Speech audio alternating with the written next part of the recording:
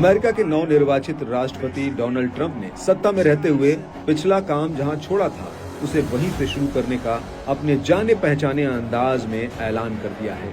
अपने पुराने तेवरों के साथ उन्होंने अमेरिकी सहयोगियों को भी निशाने पर लेना शुरू कर दिया है। ट्रंप का कहना है कि अगर नेटो के बाकी देशों ने अपने अपने हिस्से के बिलों का भुगतान नहीं किया तो अमेरिका नेटो से खुद को अलग कर सकता है। अमेरिकी राष्ट्रपति चुनाव में दमदार जीत दर्ज करने वाले ट्रंप ने उन बदलावों का ब्यौरा पेश कर दिया है जिसे वे शपथ लेने के पहले दिन और उसके बाद अपने कार्यकाल के दौरान करेंगे। अमेरिका के नवनिर्वाचित राष्ट्रपति ने ट्रेड टैरिफ लगाने और बड़े पैमाने पर अवैध प्रवासियों को देश से निकालने के अपने वादे को दोहराया है। उन्होंने अमेरिका की अगुवाई वाले नेटो से हटने का भी इशारा किया है। पद ग्रहण करने से 6 सप्ताह पहले अपने पहले टीवी इंटरव्यू में ट्रंप ने कहा था कि कार्यकाल संभालने के पहले दिन ही वो साल 2021 में यूएस कैपिटल हिल दंगों में शामिल लोगों को माफी दे देंगे। ट्रंप ने कहा कि ये लोग नरक में जी रहे हैं। इसके अलावा ट्रंप ने अमेरिका में पैदा होने वाले उन लोगों को स्वतः नागरिकता दिए जाने की नीति को खत्म करने की बात कही है जिनके पास जरूरी दस्तावेज नहीं है। ट्रंप ने कहा कि कार्यकाल संभालने के बाद वो कई मामलों पर आदेश जारी करेंगे। इनमें आप्रवासन, ऊर्जा और अर्थव्यवस्था जैसे मुद्दे शामिल हैं। हालांकि उन्होंने उन अवैध अप्रवासियों की मदद की बात कही है जो बच्चों के रूप में अमेरिका आए हैं। इसके लिए वे डेमोक्रेट्स के साथ मिलकर काम करेंगे।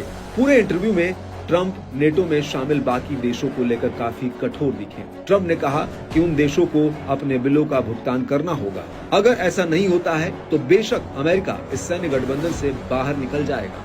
आपको बता दें कि अमेरिका की लीडरशिप में साल 1949 में बने नॉर्थ अटलांटिक ट्रीटी ऑर्गेनाइजेशन यानी नेटो 12 देशों का एक समझौता था। इसे यूरोप में सोवियत संघ के विस्तार के खिलाफ डिजाइन किया गया था।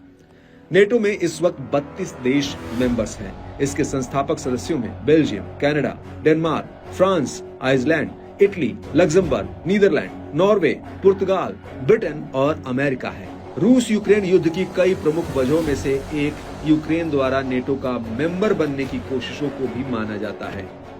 इस दौरान ट्रंप ने रूस और यूक्रेन युद्ध पर भी अपनी राय रखी। उन्होंने कहा कि यूक्रेन के लिए अमेरिका का सपोर्ट कम किया जाएगा। शायद यूक्रेन को मिलने वाली आर्थिक मदद कम कर दी जाए जो यूक्रेन में युद्ध शुरू होने के बाद से अमेरिका लगातार देता रहा है। हाल ही में बाइडेन प्रशासन ने यूक्रेन की सैन्य मदद बढ़ाई है। ट्रंप के इस बयान से जाहिर हो रहा है कि वो 20 जनवरी 2025 को अपनी गद्दी संभालने से पहले यूक्रेन युद्ध को खत्म करने के लिए कितने गंभीर हैं। अमेरिका का राष्ट्रपति चुनाव जीतने के बाद डोनाल्ड ट्रंप फ्रांस पहुंचे हैं, जहां रविवार को उन्होंने फ्रांस के राष्ट्रपति इमैनुअल मैक्रों और यूक्रेन के राष्ट्रपति जेलेंस्की से मुलाकात की। माना जा रहा है कि तीनों नेताओं के बीच युद्ध को लेकर चर्चा हुई है। ट्रंप ने कनाडा, मैक्सिको और चीन के खिलाफ टैरिफ लगाने की बात भी कही। उन्होंने टैरिफ को एक पावरफुल टूल्स बताया। इस बीच डेनिश बैंक सेक्सो ने ट्रंप की वापसी से अमेरिकी अर्थव्यवस्था पर होने वाले प्रभाव पर अपनी रिपोर्ट पब्लिश की है। रिपोर्ट में कहा गया कि आने वाले साल में दुनिया अमेरिकी डॉलर का ऑप्शन तलाशेगी। ऐसा ट्रंप प्रशासन द्वारा आयात पर भारी शुल्क लगाने, एलन मस्क की अगुवाई वाले विभाग की मदद से सरकारी खर्च में कटौती के कारण होगा। सेक्सो के स्ट्रेटेजिस्ट जॉन हार्डी ने कहा कि इससे क्रिप्टो करेंसी बाजार में उछाल आने की उम्मीद है जो $10 ट्रिलियन से ज्यादा तक पहुंच सकता है। इस बीच अमेरिकी डॉलर प्रमुख करेंसियों के मुकाबले 20% गिर सकती है।